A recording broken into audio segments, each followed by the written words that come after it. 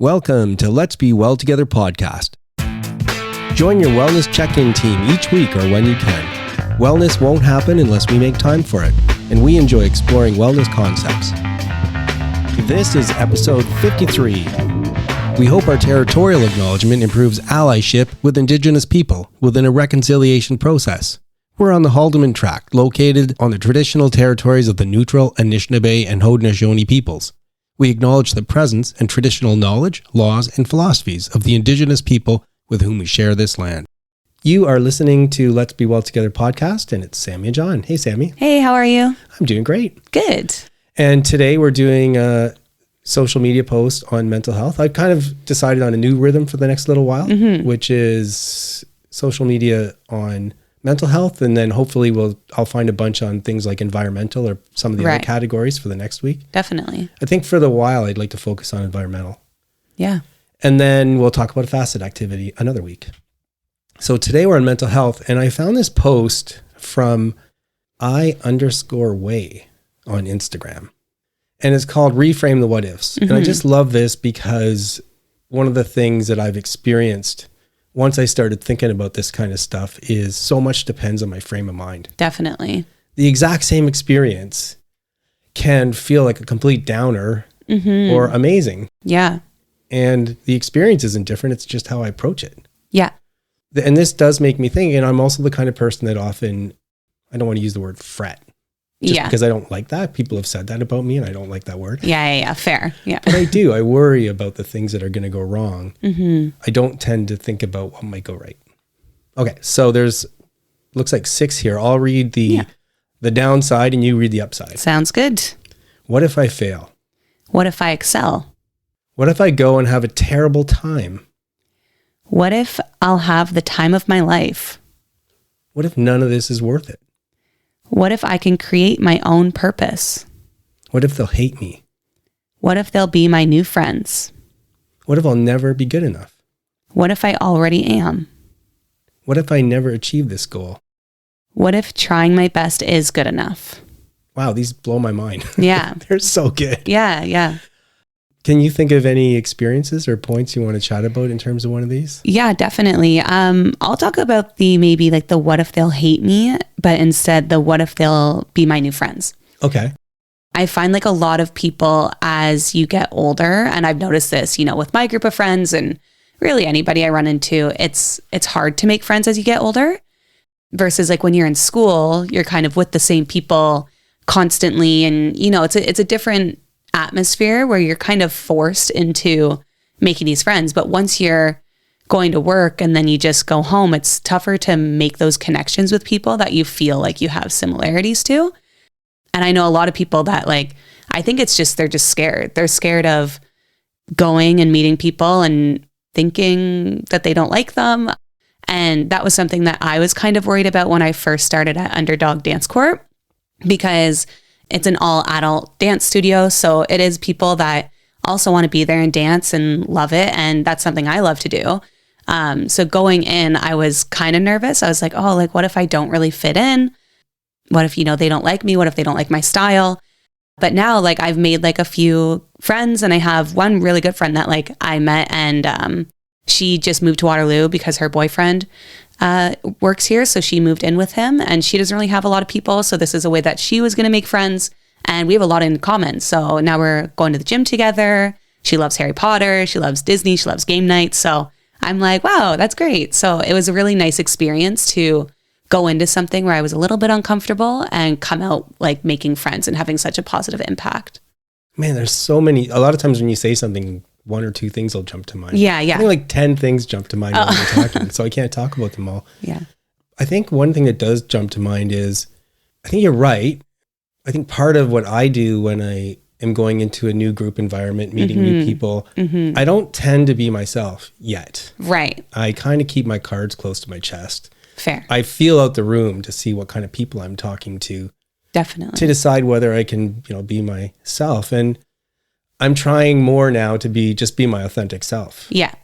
And it's riskier, but it also separates the wheat from the chaff, as they say, right? Because like you just said, you connected with somebody and obviously you have some connection. Yeah. And I'd rather be myself and see who gravitates to me or Definitely. who I gravitate to. Yeah. So it's a really interesting dynamic, and it's Yeah. such an opportunity then if you look at it that way. Yeah. And I think by doing that, when you go in being like your authentic self, you're going to create authentic and genuine relationships versus like the ones that stay on surface level, you know? And I think that's the hardest thing to do as an adult is to find people that you feel comfortable enough to dig in deep and be genuine. So it's definitely a scary thing to do. But I think if you put yourself out there, you'll find some people. Sometimes I feel though that we chat about this and talk is cheap, you know. Definitely. I say what I should or think I'm going to do, but then when you get into those environments, it's really hard. It's a lot easier said than done. Like there's a reason that's a quote, right? Or a saying.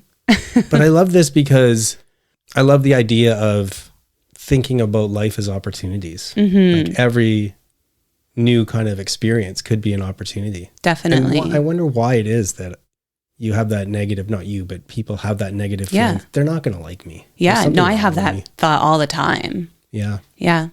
All right. Well, let me shift gears because one that's jumping out at me is what if I never achieve this goal compared to what if trying my best is good enough? I've talked a lot about that in my stories about marathons. And it was one of the best lessons I learned from running. I saw a quote the other day about running that's really I gravitate to, which was, the long run teaches you to endure suffering, to deal with suffering, which is one of the best lessons from running. Yeah. And that is so true. Like I never really think of it in those terms, but I realize there's been so many times where I've been out there and it's like, man, this is really hard. I do not want to do this. Why?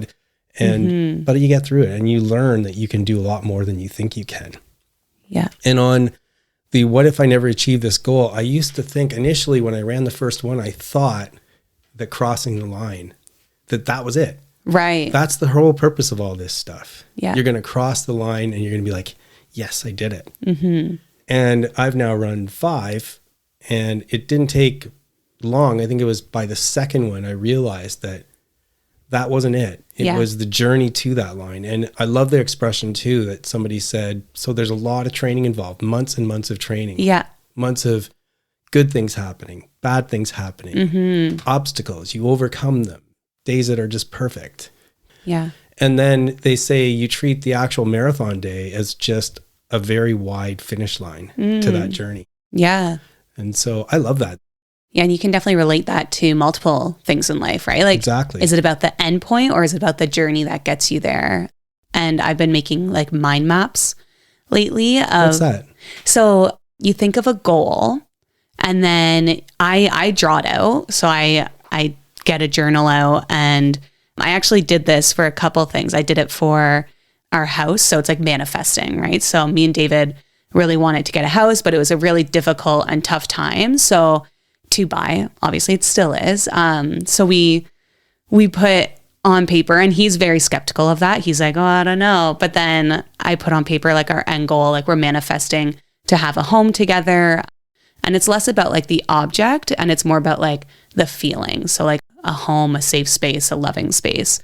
And then you go to where you are currently, and then you start writing down all the different steps that you need to be able to reach that goal.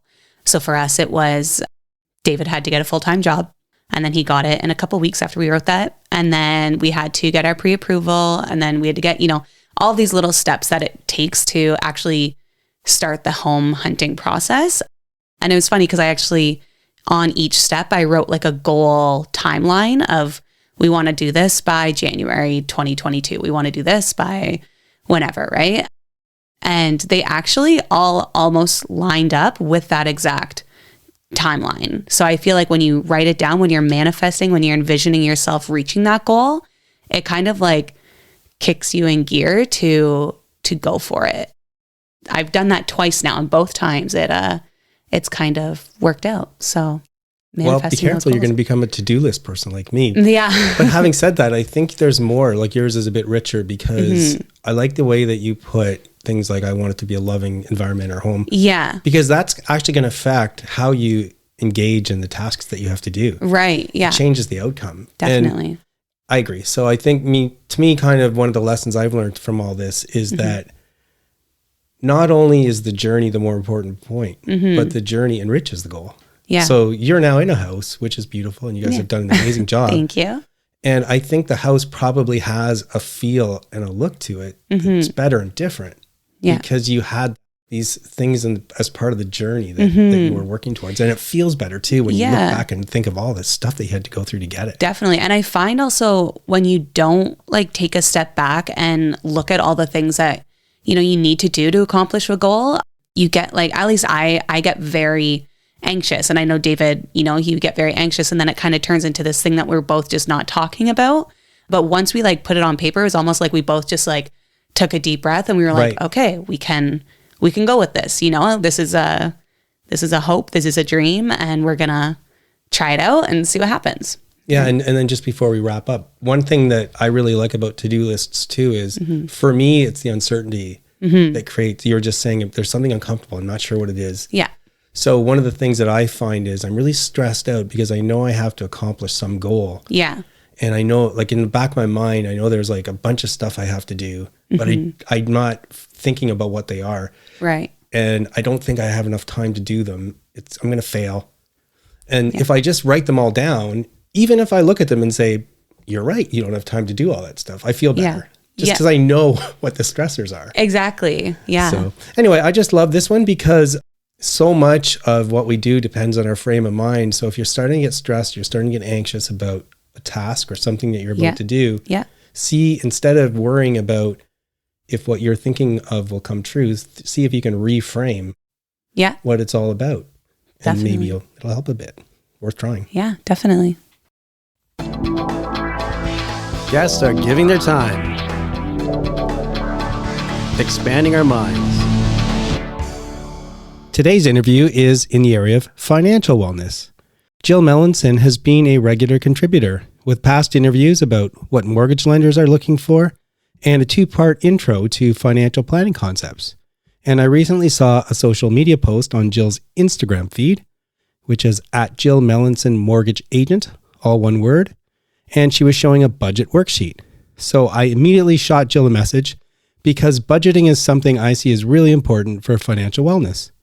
It helped Sheila and me make ends meet when we were just starting out and many times since over the years. So I couldn't resist asking Jill to have a conversation about budgeting. So welcome back, Jill. Thanks for having me again, John. As we know from past shows, Jill is a licensed mortgage agent who works with Invis, a large and respected Canadian mortgage brokerage. Jill points her clients in the right direction and helps them make connections and informed choices when looking for a mortgage. And she's there after the mortgage closes, providing tips and strategies to build long-term wealth. She previously worked at TD Canada Trust and then RBC as a financial advisor. She's completed her Canadian Securities course, among other investment courses. But remember, when it comes to finances, please get advice from qualified people, and we're not financial planners and we're not providing advice today on the show. We're talking about budgeting experiences, why we think they're a great idea, and ideally that you'll start looking into it and get some help if you need it. So that was my normal long-winded intro, Jill. Maybe we can just start by kind of an overview, letting people know what is a budget. I'd say that it's 2 parts.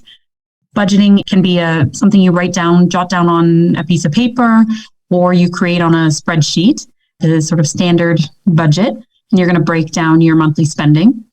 The other type of budgeting I use would be automatic payments coming out when you get paid. So mortgage payments coming out when you get paid, car loan payments, savings, those kind of things. So that's more the automated type budgeting. What you're saying is when you use the word budgeting, it can be a couple contexts. One is when you're creating your monthly in and out spreadsheet type thing. The second one is when you're seeing regular payments coming off to either pay bills or maybe to go into savings and that kind of stuff. Exactly. Yes. Okay. For me, I'm thinking of it more in that first context. When Sheila and I were getting going, there was quite a while where we actually both were students, had limited money coming in. Then we had one child and then another child, still as students. We didn't have a lot of money coming in, and eventually we realized we just had to get a handle on it. And so we just sat down and we wrote out, I don't even know if at the time I was using a computer spreadsheet. I think I was.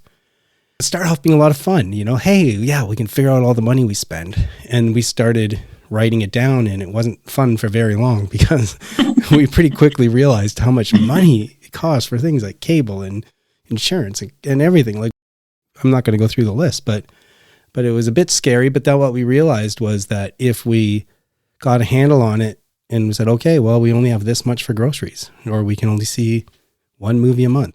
Yeah. We eventually started to make ends meet. And really, I don't think without it, we would have survived. Yeah, I think budgeting is extremely important for a household. You want to know where everything's allotted to. And it is a scary thing to go through sometimes. I would say a good point to start when you're making a budget is going through your bank account statements and your Visa statements, because all the numbers are going to be there. I would recommend doing a 2-month average of your statements for things like groceries, because people estimate maybe $50 or $100 a week. Well, these days, groceries are costing a bit more. So go through, you average out. Perhaps you add the LCBO runs and all those key items that we're spending money on, toiletries, that kind of thing, that we don't account for unless we open up those statements and take a look. It's a great idea. I think that's what we end up having to do too, right? Like, because you sit down initially and just trying to write down what you remember.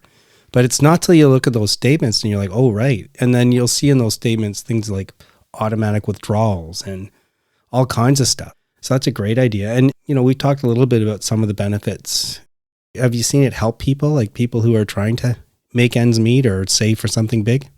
Yes, I would say anytime a new home buyer comes to me, breaking it down, this is what you're spending now. This is what you will be spending when you buy a house, for example. This is how much you need to save. Sitting down and crunching those numbers is always an eye-opening experience and has certainly helped a lot of people get to where they want to be faster, for sure. I guess on your post, you were showing a spreadsheet or worksheet is that something that you put together? Yes, myself and my team. I've kind of piggybacked off a couple ideas to come up with the list, because it can be quite lengthy depending on your monthly spending. But yes, it was kind of a group effort, I would say. And I take it that you could go to someone like you and get that list, but if you poked around, you could get some starting points on the internet as well. Yes, yeah, for sure. If you go through your online banking, they may have a budget available as well, that kind of thing. Let's say that I'm by myself, I'm working by myself, and I'm saying, okay, I want to sit down and try and start working on a budget. You had a good start, said looking at your bank statement, which you can do online now, and your credit card statement.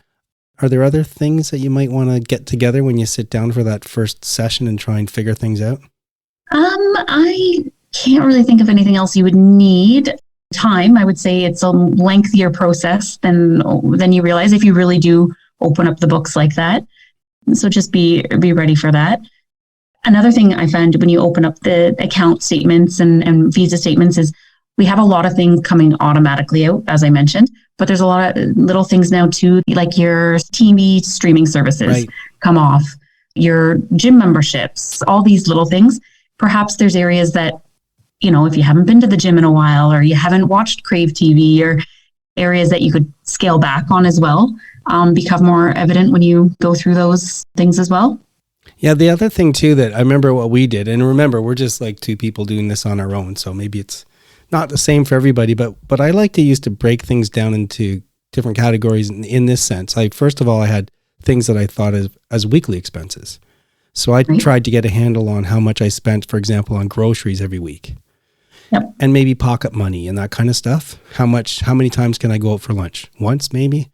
So I've got the weekly expenses. I tried to put them in one set of rows, and then monthly expenses, the normal stuff like whatever bills that gets billed monthly. But the other thing we realized in time was like for things like even like Christmas or, saving for something big, that we had kind of like this savings or annual set of rows where we'd say, well, let's just put away, a couple $100 a month because we know in December we're going to need it for Christmas. Do you do that kind of breakdown, or are there other kind of breakdowns we might think about? No, that's all great for sure into categories. I would say needs and wants, which is kind of what you've just said there, right? That you've got to prioritize the needs over the wants. But yeah, I think you did a great job of covering those, okay, yeah, those items there for sure, and how you would break it down. I would say another part, this is me digging deeper into my own circumstance. And again, with clients, things like when you look at groceries and they've become quite pricey, it then maybe redirects you to think about, okay, maybe I need to do some meal prepping and maybe I need to start checking the flyers when I go shopping. So this one budget strategy or one thing leads into finding other ways to save money as well, or things like that as well. So I specifically thought, wow, I spend a lot on groceries. I need to figure out a way to cut back. We had a funny experience the other day. So our youngest son still lives with us, and Sheila, because I'm spoiled, makes lunches for me and for him. And we usually have a salad for lunch, right? So he was having a salad at lunch where he works, and someone said, "Ooh, Mr. Rich Guy, he can afford lettuce." Because right now lettuce is so darn expensive, right? And apparently there's going to be a break coming. But yeah, you're right. I love that idea that by budgeting, not only does it give you a handle on things. So for me, you talked about wants and needs. To me, it helped me understand what is a want and what is a need. Yep. There's some things when you write them down, you can't change it. Like it is going to come out of your bank account because you get charged for that every month. But maybe for things like groceries or going out to the show or gasoline, that's another one, by the way, that we had a line item for because now it's really expensive. Some of the things you can start to say, well, what can I do to start limiting what I'm spending on those things because times are tough? Yep, So exactly. I love that idea. What else? Is there anything else that you can think of that I've kind of haven't pestered you about that we can talk about in connection with budgeting? I would just circle back to what you said about the find, whether it's online or through your bank or through an advisor, make sure you cover all the line items, right? So I don't want to sit here and make everybody listen to the list, but again, it can be quite lengthy. So insurance, mortgage payments, loan payments, like you said, groceries, childcare, all of those things. So there's just make sure you're covering it all off. Okay. So then what do most of the people you work with do with it? So do they actually keep track of what they're spending then and compare? I can tell you what we did is, I did keep track to a degree, but it's not like if I spent too much, I'm like, oh no, I have to give that money back. It was just shoot, we have to change things up again next month. And then essentially it just helps you keep changing things up until you're balanced. But right. I would say it comes from people. Some people open up various different accounts. So every time you get paid, you're allotting money into different accounts for specific purposes.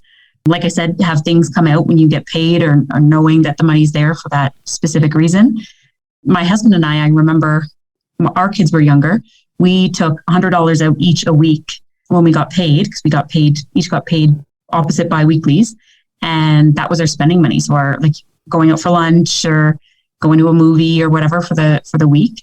$100 doesn't probably go as far these days, but that's what we did to allot money, our social spending money, I guess you would call it. So that's a great reminder too, because that's what we did too. So in those days, we didn't have the same kind of debit cards and stuff like that. Yeah. You had to physically take money out of the bank, right? So, so you're right. Now that you say that, I remember I would go and I would take out, I would have not even $100, but $50. And that would be for lunches and basically anything I wanted to spend that week.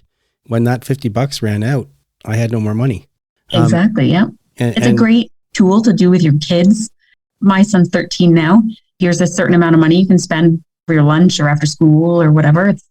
The sooner you start these habits, and I think you mentioned that, John, when you started young, it helps you even once you were making more money, that you had more of a plan and you followed by it. So yeah, because a couple things on that. If you have the cash in your hand and that's all you can spend, it's in your wallet, and you're disciplined enough not to just grab your debit card when you run out, you're right, you'll spend less money. But the point that you just made, what I was saying just before we started that worked so well for Sheila and I, is because we didn't have much money and we had to be disciplined about it. As you get older, you don't lose that discipline. So even if you're making better money and even if you can afford more, you still are like, do I really need that? It still helps you separate wants from needs. And it's just, there's been lots of kind of rainy days where we're like, hey, you know what? We now have an opportunity because we were careful, and now we can have this opportunity when otherwise we wouldn't have. Yep. I had a good friend of mine bring to my attention she told me about a 30-day plan for maybe more bigger items, but not necessarily TVs and things, but if you wanted something bad enough, wait 30 days and see if you still want it or need it. So a different form of budgeting or planning. I love that needed. idea. I just know that it's really hard because I'm the kind of person that gets something in my head and it's like, Yep. I got to get that. And especially now with like things like Amazon and things you can buy Right. online. You're sitting there watching TV at 8:00 at night. You're like, I got to get this. And you order it and it's there the next night. So I We think do that's have everything at our fingertips. So it is a strong discipline to wait 30 days. I am going to think about it because I think it's a great idea. I don't know if I have that discipline, but I'm going to stick that back in my things that I probably should do category and see if I can't get started on it. Right. Okay. Well, thanks a lot. I love budgeting. I'd love talking about it because it's something that's common sense, that's approachable for just about anybody. And I would just urge everybody to think about doing some budgeting if you're having any kind of financial issues or if you're trying to save for something, and see if it doesn't help you guys make ends meet and make it easier to get the things you dream of getting. So Jill, we're back to the question we ask every guest, and you've got the record because you're going to be the first person to have been asked this 3 times. That's great. It's our mini wellness check-in, and we've checked in with you a couple times already, and we're wondering how you're doing today. Are you currently neglecting an area of wellness in your life? And if so, can you think of even one thing you can do to foster wellness in that area? You know what? I just recently, I would say in my own personal economic wellness, with interest rates and things like this, mortgage payments changing, I have a variable rate mortgage. Anyway, I Me did too. actually just book an appointment to go see a financial advisor myself to go over my investments and my insurance coverage and all those types of things. So something I wasn't paying as much attention to as I should, which is funny coming from somebody in my position. So, well, by strange coincidence, I'm in the same boat because, I've done some budgeting. I've been trying to keep a handle on things, but I, like you, can always do better. But I haven't used a financial planner. So I also am in the process of setting up a meeting with a financial planner to try and get a handle as I'm getting closer to retirement to see if I can actually retire. So I'm hoping to find out the answer is yes, that someday I'm not in a rush to retire, but I'd like to know that it's possible. Otherwise, I guess I'll be working for a long time. Yeah. And you know what? Speaking of, they're going to want to know what your budget for retirement looks like. So true. I don't know, flying around the world, jet setting and all kinds of maybe not. Exactly. Better start a budget for that flying. Well, thanks again, Jill. You've been so gracious with your time and helpful, and I really appreciate it. No problem. Thanks again for having me.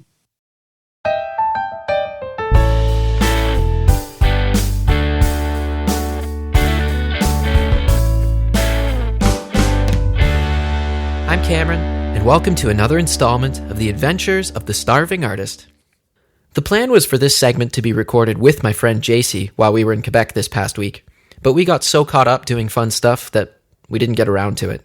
So I'm sorry that JC can't join me for this section today, but worry not, I'm here to give you the highlight reel. There are 2 main things that I want to tell you about. One's musical, and one is not as musical, so we'll start there.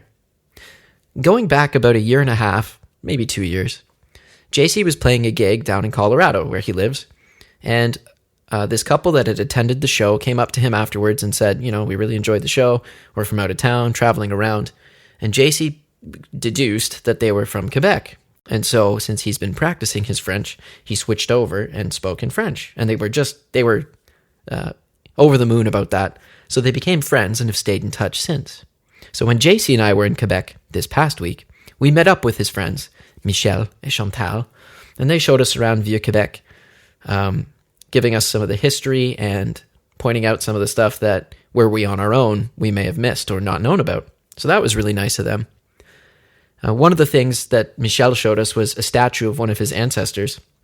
And it was funny, we were having a laugh because the nose of the statue is like the same as Michel's nose. So that was fun. The other cool highlight was that on our second to last night, JC and I went into this little hole-in-the-wall jazz club in Old Quebec. So it was cold, it was kind of late, we were tired, but we wanted to check it out. So we ducked our heads in and went in this tiny little door, and it opened into this small but cozy bar, absolutely jam-packed. Like teeny tiny place, full of people, with a live jazz band set up in the corner. Really great time. The jazz band was switching out musicians here and there, every couple of tunes, and all of the players were incredible. But the one who really stood out to me and to JC was the second drummer who got up. He was a young guy, maybe early 20s, but he had incredible chops. They all did, don't get me wrong. It was top notch. But this drummer really stood out. He had big Buddy Rich vibes, that's what JC kept saying. Always had a smile on, he was having a blast. His timing was impeccable, and yet, when he took a solo, he could throw it around, keep you guessing, and always land back on the one. Just really great playing. Whenever I see a live performance like that, regardless of genre, I find it pretty inspiring. So we both left with a bit of a pep in our step, happy that we stayed up a little extra late to go check that out. That's pretty much it for this episode. Thanks for tuning in. And I'm Cameron. This is The Starving Artist. Until next time.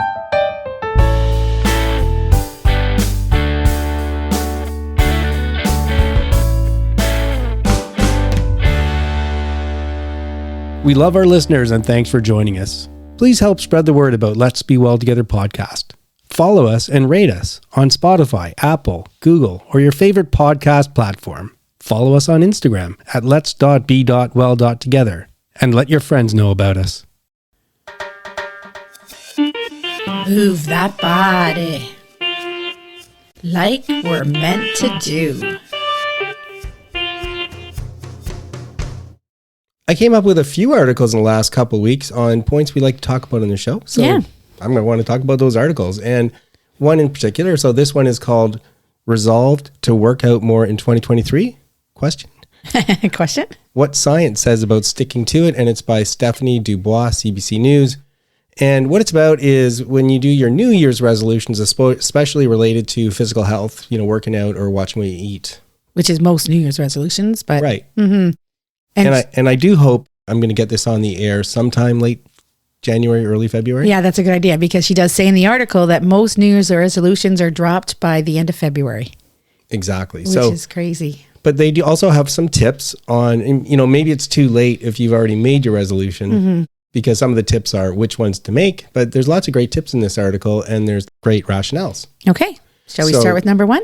Well, let me just introduce it a bit. So, some of the introductory notes talk about a key part is starting small, that we need to set realistic goals because a lot of people don't follow through because their goals were too ambitious, and we'll come back to that.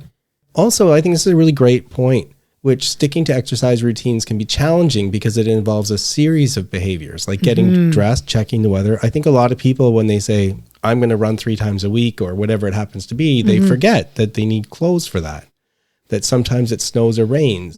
You have to think about the logistics of what you're going to do as well. So the first heading and the first kind of bullet points on what she's saying here is, why does it matter to you? Before you lace up the runners, experts agree you should start by reflecting on why physical activity or losing weight is important to you. And then a little bit further down, they talk about a Swedish study that found that people who made resolutions about approaching a goal with a positive outcome do better than people who set goals to avoid something, right? So becoming more healthy or, being able to go from couch to 5K, you're probably going to do better than I'm not going to eat any chocolate. Right. Which is very true. It's hard to resist completely if you take something out of your norm to resist the food or resist the sweets. But to just say, I just want to be more healthy. I just want to get more physical. I want to feel more energized. Definitely. I mean, and that was my experience, right? Like I started exercising because I wanted to feel better. And I don't weigh myself. Like I'm not that kind of person. So it definitely is a feeling thing. Like when I'm like, oh, I don't feel great. I'd like to get back into the gym and start feeling better. And anyway, it's a really interesting point, which is if you're setting goals, that probably helps. Yeah. And the next heading is start small. Start small. Like don't say I want to go from couch to a marathon, right? Like, maybe couch to 5K is better. Couch to 5K or, instead of saying you want to go to the gym 5 times a week, like start small. I want to go 2 or 3 or, I've been singing this song on the podcast and in my book for a long time. Yeah. And they make the point in a quick sentence. They say most people take on too much when beginning to exercise. And so what I've often said is instead of worrying about saying I want to run a 5K or something like that, especially if you're starting from not working out at all, I would say just try and find an activity you like and just start doing it. And so like for me, I just started, and it can be low intensity. It doesn't have to be high intensity at all. For me, walking eventually over a long period of time turned into jogging, and it went on. So it's okay to start small. And it also reminds me of that habit stacking thing, start small and slowly build. I totally agree. So the third heading is remove barriers as much as possible. And really they're focused on time. I'm sure there's lots of barriers. And a really quick point that they make, which I think is fantastic, is just adding it to your calendar, as opposed to saying I'm going to run 3 times a week or whatever it is.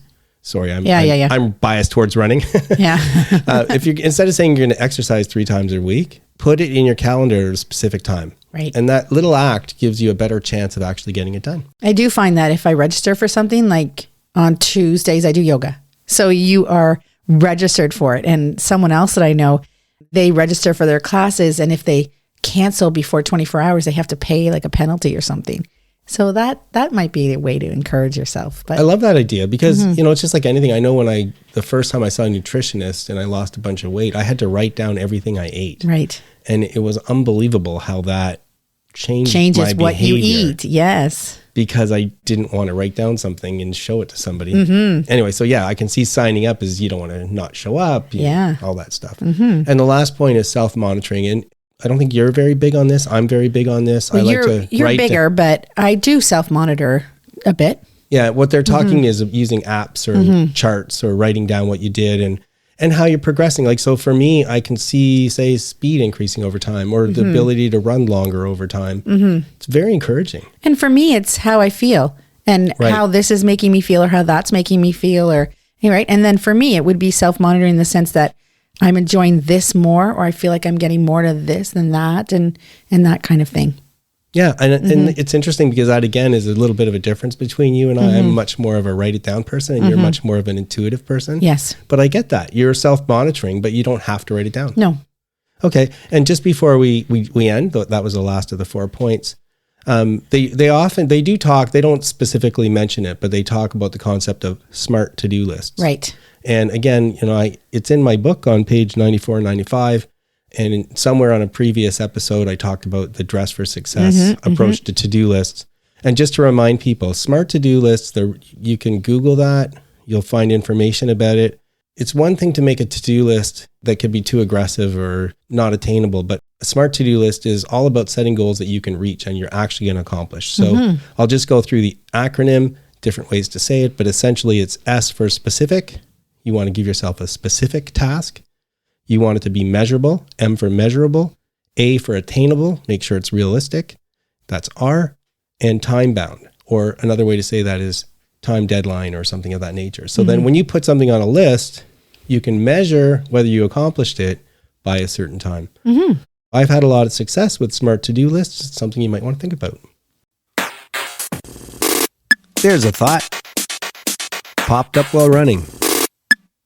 When I'm in a groove and everything's working right, some of the stuff that I'm saying in terms of my approach to wellness, it seems ivory tower. It seems, all that's very nice in theory. And I start to doubt myself at times. And then life happens, experiences happen, and I get visceral reminders of how the theory does work and applies to me. One of the messages I repeat often on the program, probably the one I repeat the most, is if you take nothing else from the theory, make regular physical exercise a part of your everyday life because it affects all categories of wellness. I keep saying that. And so you'd think that it would be ingrained in me at all times and that I couldn't possibly forget it. But just like everybody, when things aren't firing on all cylinders, I miss things, even the most basic things, even the most important things. I've been reminded about this again recently, after I did my last marathon. After you run a marathon, even if you've done it absolutely correctly, your body will have sustained, air quotes, an injury. And if you Google, you'll see some of the things that happens to your body after running 42.2 kilometers. It's a good idea to take it easy for a while. Now, I have this streak that I've been working on that's many years in now where I try and do at least one run of 10 kilometers every week. And so that means I can't totally take time off from running, even though I'm guessing that a lot of coaches and knowledgeable people would say you should take some time off completely after a marathon. I don't quite do that. So after my last marathon in early October 2022, for a while, I was running once a week to keep my streak going, but I was waiting till I felt better to run more regularly. And then for whatever reason, I just didn't get back into the normal groove. I'm still working on doing that. And then I started to wonder why I was starting to feel not great mentally. I was starting to get that feeling I used to get on a Sunday night when I knew that Monday was going to bring a heavy workload. It's kind of hard to explain. It's almost like there's pressure building up in the back of my head. So it's not a headache, but it's pressure of some sort. I would be kind of grumpy and I would snap at Sheila some more and. I would think to myself, what is wrong? And for whatever reason, it didn't occur to me, dummy. And you've already heard this before if you've been listening to the podcast from the outset. Every time I stop getting regular aerobic exercise into my life, it starts affecting me in this kind of similar way. And each time, dummy that I am, I'm like, what is wrong with me? And it usually takes somebody else to remind me, John, you're not doing your physical activities. You're not doing your running. It's no wonder you're miserable. And this time I realized it myself. So, I'm not perfect. But again, these experiences keep reminding me that the message is important. I keep getting visceral reminders that I have to walk the walk, not just talk the talk. And if I'm going to tell other people to make regular exercise an important part of their everyday life, I need to do that for myself, not just for saying it, but because I know it's going to have a really good impact on me. It's me. Am I? Yeah. Just let me say, flip side of the coin. So we are in heavy wedding prep mode. Yes, we are. Okay, well, maybe we being Sheila and other people, and I'm not part of the we. Yeah, John's not as involved, but I am very happy that I am as involved as I am because it's my son's wedding. So usually the mother of the groom doesn't really get as involved as I am. So they're letting me in and doing a lot of the stuff. So I am really thrilled about that, especially because our daughter got married 5 years ago. I can't believe it was 5 years ago, but she got married 5 years ago. It was a quick wedding. So there wasn't as much planning involved. I feel like I need to make a couple context points. Okay, go for it. So the first one is Sheila has been invited to help with Jeremy. So that's good. It's not like the mother-in-law comes in and takes over. Exactly. Yes, I've tried to hold back. And then when they ask me, I'm like all in. And Elise getting married quickly, by the way, was not like a shotgun wedding. There was That's true. Don't get the wrong impression. She ended up getting married very quickly, and we did have a really nice night, but it wasn't, the normal booking a hall and all the rest Exactly. It was beautiful. It was beautiful. People talk about that still. So weddings are lovely, and it's so fun to see the different types of weddings and all the options that you have. So we are going to talk a little bit about our wedding. Because we are going through the experience, we just kind of laughed and chuckled about it, kind of something at the time wasn't something funny. At our wedding, Sheila was in Montreal going to school, and we were getting married in Kitchener. And I was planning to go to Montreal after we were married, but I was in Kitchener for most of the year before, and I'm not good at wedding planning. So other people were doing most of the planning, and Sheila would just say yes or no to things. My mom was thrilled to be involved because she had not a very elaborate wedding herself. So she was really thrilled to be able to organize my wedding. So that was nice. Yeah, which wasn't, I wouldn't say elaborate, but our wedding. It was very nice. Yes. When Sheila came home, she didn't know what all the details would be. No, I didn't even know what we were going to have for dinner. So something happened where I got a couple evil eyes from her on something that she thought I had planned and okayed, but it was a surprise to me as well. So here's what happens. The day's going really well. We go to get our pictures. We show up at the hall. Everyone's already there. So we get to make our entrance as for kind of the first time as husband and wife. Really great moment, really upbeat, really elevated. We open the car door and my uncle is there. So a little bit about my uncle. don't see him a lot. Has since passed away, but he was a bit of a different character, had a really funny sense of humor, kind of a hokey dad joke type sense of humor. And also, but he would often get me with things. Like he would tell me something had happened that didn't happen. Yeah. And that kind of we stuff. realized this after the fact. Yeah. That a lot of things he said didn't actually happen. He also liked music. Yes. And he also played the bagpipes. And he played the organ at our wedding too. So he That's played right. more than just the bagpipes. And Sheila does not like the bagpipes. Sheila does not. Right. So imagine our surprise or her surprise when we open the door to the car before we go in. And there's my uncle set out in all the regalia with the bagpipe. With the bagpipe. And he bagpipes us in. So not only that, if someone's bagpiping you in, you have to walk really slow behind them. And so we walked all the way from the car and into the hall. And I could just tell Sheila was just not very happy. I just couldn't believe it. I was like, oh man, we're going to do this? Really? Yeah. And then she's looking at me like, how could you agree to this? I'm like, I had no idea it was happening. And it turns out that he didn't ask anybody. He just did it. Yeah. Which, in retrospect, it's a funny story. So we have that. But at the time, I don't mind bagpipes outside at certain occasions, in Scotland on a mountain, maybe. But I don't like them indoors. I find the sound very annoying. So that was a little upsetting. But more importantly, you definitely did not want them at your wedding walking you in. Yeah, what a drag. Anyway, so quick point. Like now we can laugh about it, but just throwing it out there, if you're going to help someone with their wedding, which is me you might right now, you might want to check with the bride first, at least, probably bride and groom, but at least the bride to make sure that it fits into their plans on what's a really important day for them. Yes, because I do have to make sure that I do that, like because I'm doing right now. I'm designing stuff. And I did a design idea that the bride actually told me that she'd like this and this and this. I'm like, oh, I can do that because I'm really crafty. And I whipped it up and I was all excited. And I brought it to her and there was something she didn't like on it. And I was like, oh, man. And then I was like, okay, it is your day. So I got to do it your way. And so back to the drawing board it went. And then did you do that change? I did. And? She loves it. Yeah. I mean, I have to admit, I kind of like it. It's kind of, I can see you're excited when you do something. Yeah.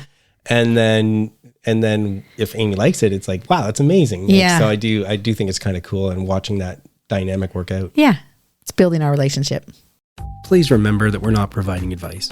We hope to inspire you to work towards balance, and we urge you to consult with qualified people if you need advice. The people on the show are speaking in their personal capacities. Their views expressed are their own and don't represent the views or opinions of their outside contacts, their employers, or anyone else.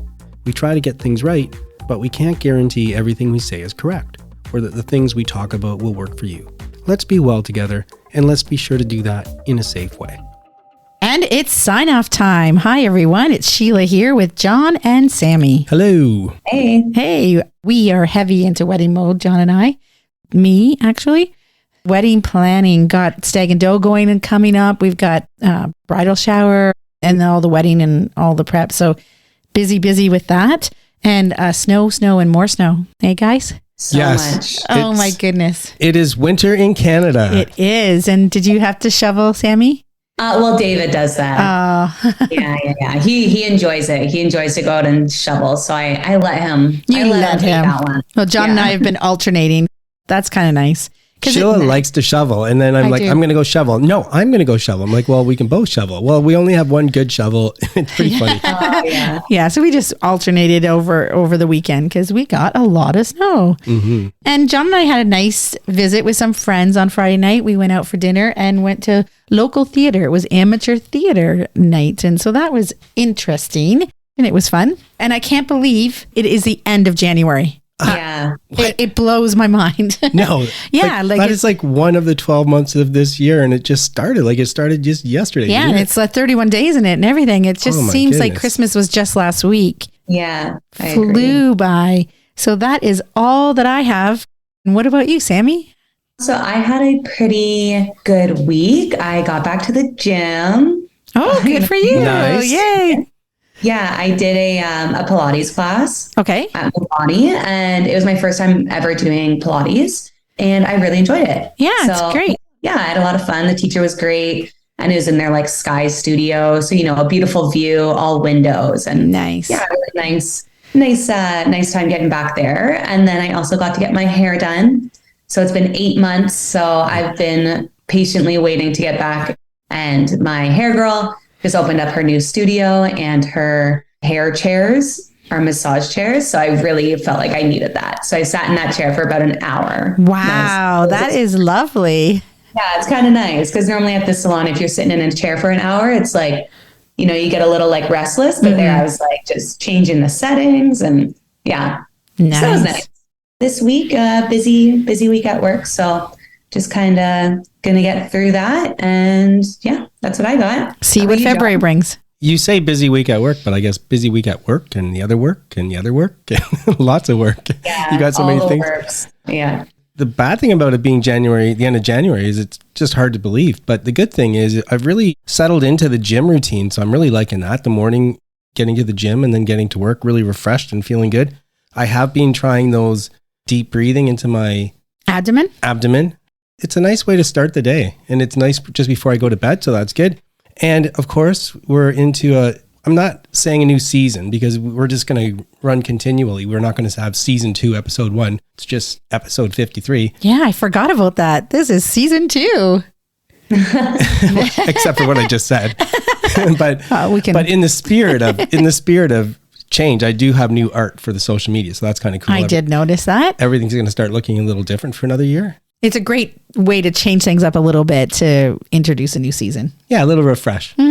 Okay, so that's it from my side. Great. I hope everyone has a great week, enjoyed the show, and we will talk to you soon. That is it for today's show. Please try and make wellness a priority. You deserve it.